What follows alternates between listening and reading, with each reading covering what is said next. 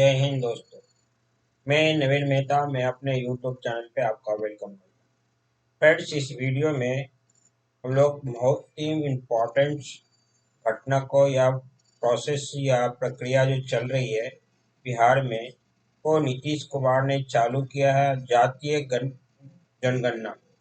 ये जातीय जनगणना या कास्ट सेंसस जो है, ये क्या अभी के लिए फायदेमंद है या फिर ये पॉलिटिकल एक स्ट्रेटेजी है कि व्यक्ति को जातीय में बांटना और फिर जात में उन्माद फैलाना, या फिर जातीय जो जिसकी पॉपुलेशन ज़्यादा होगी जिस जात की, उसका वर्चस्व को कम पॉपुलेशन वाले व्यक्ति के ऊपर बढ़ाना। इसको ही इस वीडियो में डिस्कस करेंगे, क्योंकि आज के समय में डेवलपमेंट पे सब कुछ डिपेंड करता है कि कोई व्यक्ति कितना डेवलपमेंट किया और कैसे उसको डेवलप करना है। लेकिन जातीय बेसिस पे किसी का कैटेगराइज करके किसी को सिलेक्ट करना, फिर उसको जो है डेवलप करने की बात करना, ये कितना सही होगा।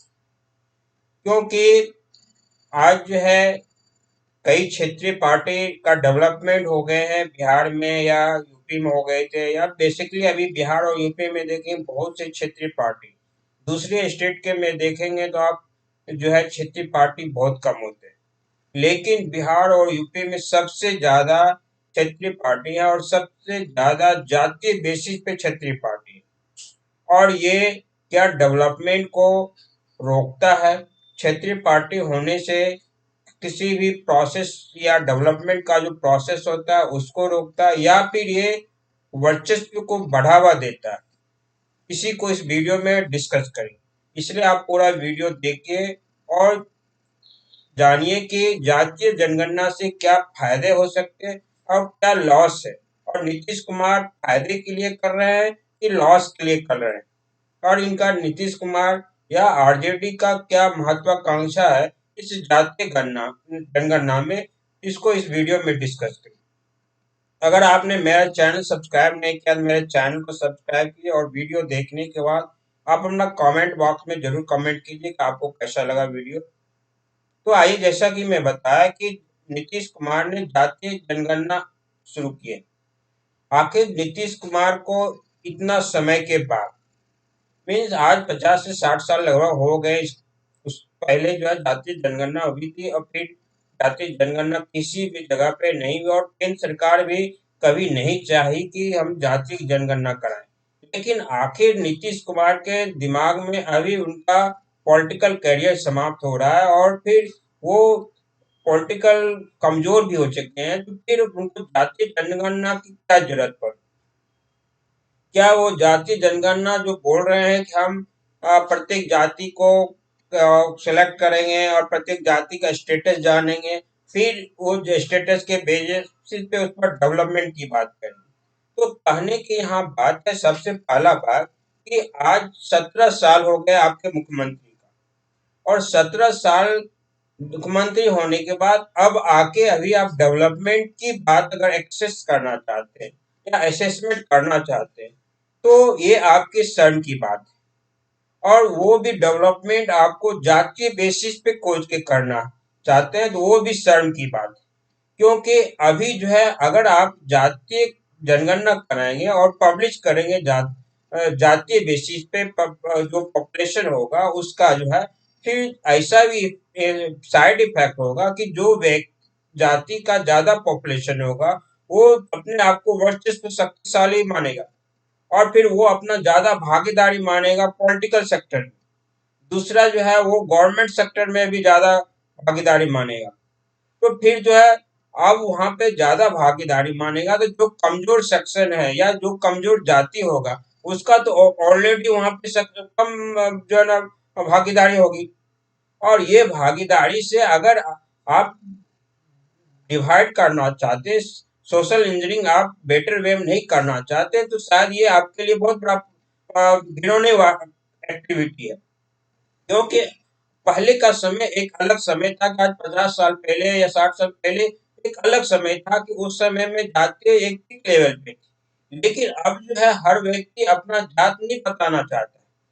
कुछ व्यक्ति ऐसे कि आप जो है ना एक जात एक समय में रहते हैं, आप अपर कास्ट में रखते हैं, फिर लोअर कास्ट में डाल देते हैं। किसी को एससी एसटी में रहता है तो उसको आप बैकवर्ड बना देते हैं, और किसी को बैकवर्ड में रहता है तो उसका सिचुएशन या पॉलिटिकल बेनिफिट के लिए आप उसको एससी में डाल देते हैं या एसटी में डाल देते हैं। तो ये एक उन्माद फैलाता है। और साथ में आप जो जाति की बात करते हैं, तो अगर जाति दो व्यक्ति को आप अगर बता देंगे कि तुम्हारा पॉपुलेशन इतना है और तुम्हारा पॉपुलेशन इतना है, तो जो ज्यादा पॉपुलेशन वाले व्यक्ति होंगे वो पूरे बिहार में उन्माद फैलाने की कोशिश करेंगे। जैसे अभी आप पहले के आप देखेंगे पॉपुलेशन अगर यादव की ज्यादा है, तो यादव जो भी व्यक्ति है वो ज्यादा शक्तिशाली अपने आप को मानते हैं दूसरे कास्ट के तुलना में। और यादव की जब राज आती है, या आप लालू जी की याद आप समय देख लेंगे मुख्यमंत्री का या राबड़ी देवी के समय में, उस समय में क्या सिचुएशन था, कितना स्टेटस चेंज हो गया था यादवों का कंपेरिजन अदर कास्ट का। तो क्या फिर आप वही उसी को फिर जनरेट करना चाहते हैं? आपको अगर डेवलपमेंट करना है तो जातीय बेसिस के को छोड़ के आपको उस व्यक्ति को सिलेक्ट करना चाहिए जिसकी इनकम बहुत कम है, या फिर ऐसे व्यक्ति को आपको सिलेक्ट करना चाहिए जो इनकम भी बहुत कम है और उसके यहाँ मेन रिसोर्सेस है वो नहीं पहुंच पाया, या उसके वो बहुत ज्यादा गरीब है और उसको फिर जो है पैसे भी नहीं है, गरीब भी है, उसके परिवार में कोई और जो है जो सरकारी जॉब नहीं कर रहा है, तो ऐसे व्यक्ति को सिलेक्ट कीजिए और ऐसे व्यक्ति को चिन्हित कीजिए और सरकारी में जॉब दीजिए, या फिर आप प्राइवेट का ही व्यवस्था कीजिए, उसको रोजगार करने का व्यवस्था दीजिए। लेकिन आप जातीय बेसिस पे किस पॉपुलेशन करेंगे, फिर उसको उसके बाद आप डेवलपमेंट की बात करेंगे, तो स्वाभाविक है कि जो व्यक्ति आपका ज्यादा भागीदारी में रहेगा उसका तो भागीदारी ज्यादा आप दिखाएंगे। और उस भागीदारी से क्या होगा कि नीचे तबके के व्यक्ति जिसकी पॉपुलेशन कम है, गरीब तो वो भी है लेकिन पॉपुलेशन कम है, तो उसकी भागीदारी कम होगी, और कम बेसिस पे वो तो सब दिन गरीब ही रह जाएगा।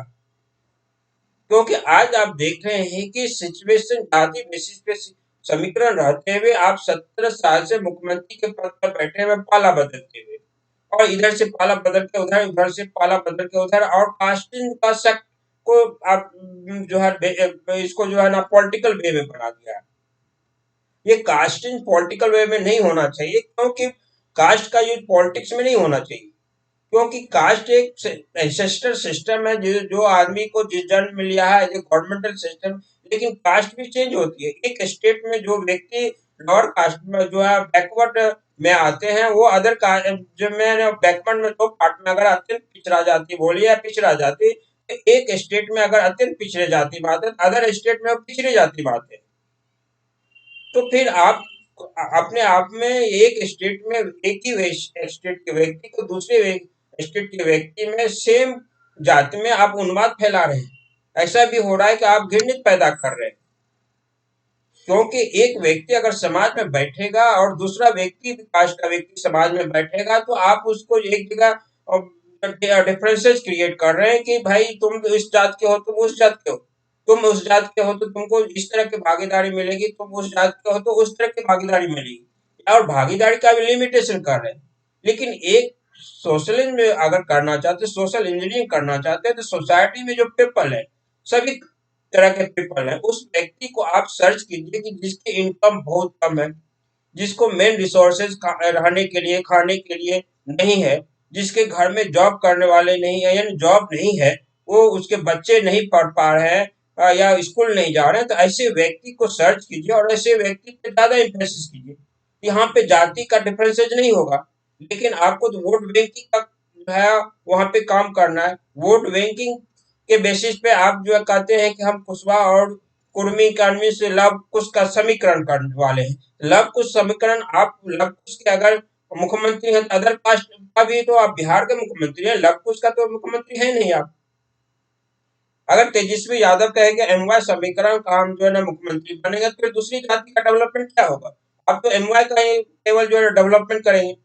अगर आप अपने आप को मान रहे थे या मानते आ रहे हैं कि हम लव कुश का समीकरण के जरिए हम मुख्यमंत्री बने, तो फिर दूसरी जाति का डेवलपमेंट कहाँ हुआ?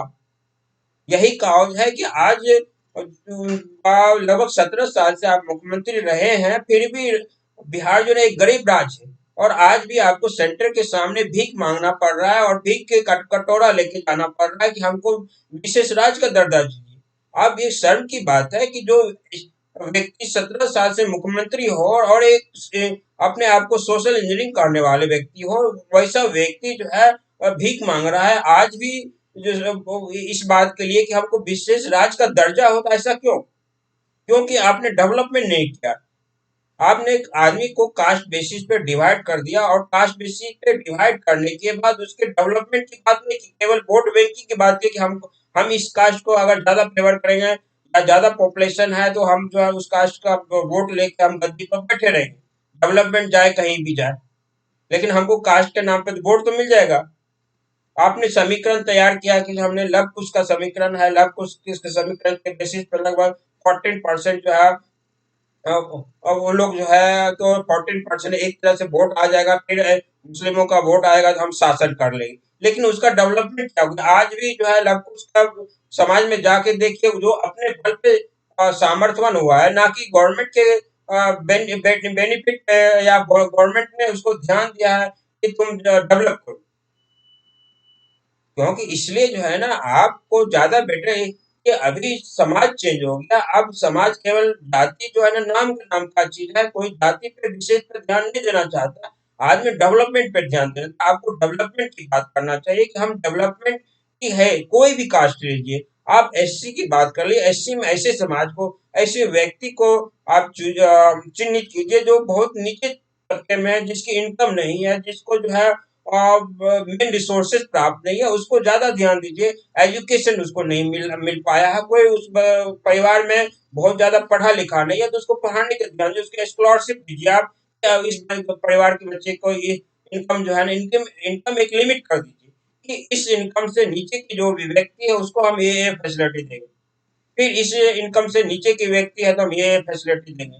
आप रिजर्वेशन में भी कर दीजिए कि जिस व्यक्ति का एक स्लैब बना दीजिए कि इस व्यक्ति के का जो लिमिट इससे नीचे होगा तो इस कैटेगरी में आएगा रिजर्वेशन में। फिर इस व्यक्ति का लिमिट जो है, इनकम लिमिट इस स्टैंडर्ड का है या इस लिमिट में आता है तो हम जो है इस कैटेगरी में रिजर्वेशन में आएगा। तो आप उस तरह से क्या होगा, तो उस तरह से हर व्यक्ति का जो है ना उसमें होगा और जातीय उन्माद नहीं बढ़ेगी। और साथ में जो है जातीय, अभी जाति के बेसिस पे कोई एससी एसटी से बात नहीं करना चाहता है, कोई अपर समाज के व्यक्ति। क्यों? क्योंकि जातीय आपने डिफरेंस काट के रखा है।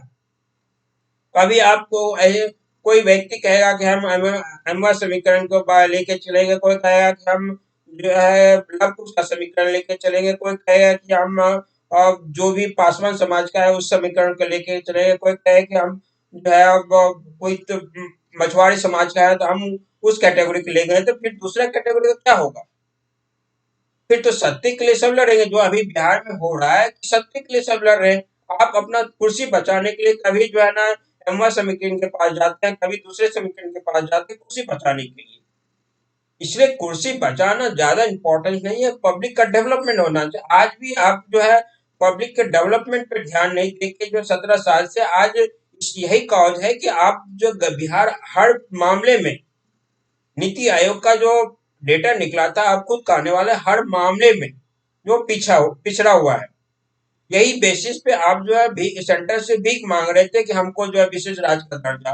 तो व्यक्ति 17 साल से मुख्यमंत्री बना हो और मुख्यमंत्री पद पे कंटिन्यू रहा, वो व्यक्ति डेवलपमेंट का नाम छोड़ के जातीय उन्माद फैलाने की बात करे तो ये घृणित बात है।